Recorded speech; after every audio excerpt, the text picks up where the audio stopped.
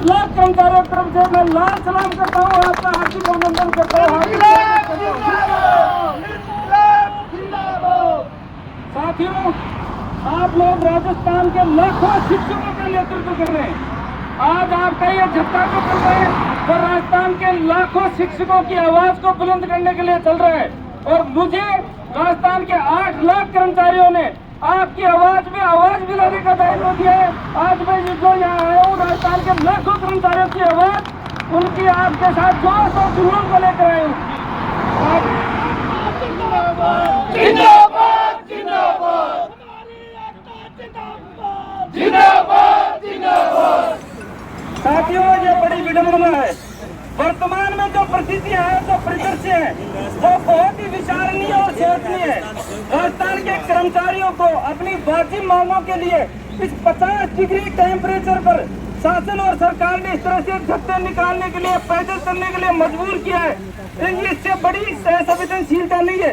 ये सरकार पूर्णतः असंवेदनशील है। और सबसे बड़ी बात जो है, पिछले राजस्थान के इतिहास में इससे बड़ी संवादहीन सरकार आज तक आई भी नहीं है।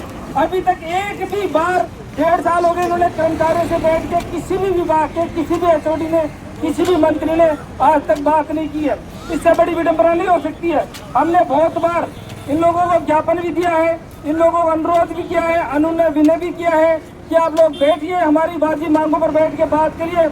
सबसे बड़ी बात, तृतीय श्रेणी शिक्षकों के जो स्थानांतरण है, इसके संबंध में तो ये खुद स्वीकार करते हैं, इनके नेता खुद बोलते हैं कि ये होने चाहिए। लेकिन दुर्भाग्य क्या है कि राजस्थान में वर्तमान में प्रजातंत्र है ही नहीं। राजस्थान में अगर वर्तमान में कोई है तो वो एक तरह से राजतंत्र है, जनप्रतिनिधि कोई है ही नहीं। वर्तमान में राजस्थान में अगर कोई चला रहा है तो ब्यूरोक्रेट चला रहे, चंद मुट्ठी भर अफसर जो है, 2, 5, 7 अफसर, वो स्क्रिप्ट लिखते हैं और इन्होंने सिर्फ स्क्रिप्ट पढ़ने का काम करते हैं। इसके अलावा राजस्थान में प्रजातंत्र नहीं है। मैं आप लोगों को साधुवाद देता हूँ, मैं आप लोगों को धन्यवाद देता हूँ कि आपने प्रजातंत्र की अलग जगाने का काम किया है।